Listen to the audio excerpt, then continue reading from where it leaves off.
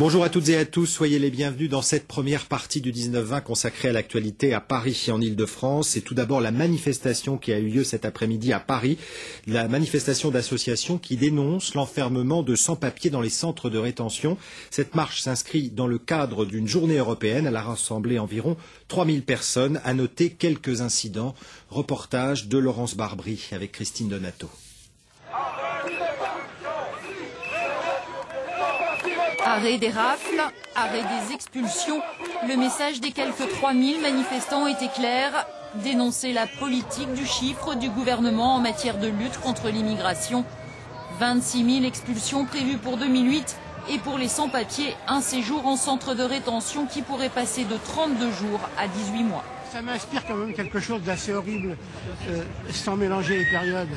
Quand il y a eu les grandes rafles en 42-43, on embarquait des nourrissons. Récemment, il y a eu des enfants de 3 semaines en centre de rétention. On embarquait des vieillards grabataires. Et ils sont tout prêts à recommencer. C'est inhumain, liberticide, quoi qu'on fasse. On peut expulser 25 000, 30 000, 50 000. Et alors, est-ce que ça résout le problème posé par les flux migratoires ? Depuis 1981, la durée maximale de maintien en rétention est passée de 7 à 32 jours. Une directive européenne prévoit de la porter désormais à 18 mois. Un projet inacceptable pour de nombreuses associations et élus de gauche, d'autant qu'il serait assorti d'une interdiction de séjour de 5 ans. Une hypocrisie sans nom, une démagogie vis-à-vis de l'électorat du Front National ou de la droite la plus réactionnaire, tout en sachant d'un autre côté qu'il va falloir régulariser des travailleurs immigrés parce que le patronat en a besoin. L'Île-de-France compte 2 centres de rétention, dont le plus grand d'Europe. Sur ces images, celui de Vincennes, il affiche complet en permanence. Dans les structures que vous voyez, il est évident qu'on ne pourrait pas garder des gens pendant 18 mois. Il faudrait envisager d'autres structures immobilières.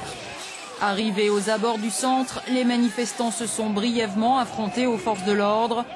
La directive européenne pourrait être adoptée au premier semestre 2008.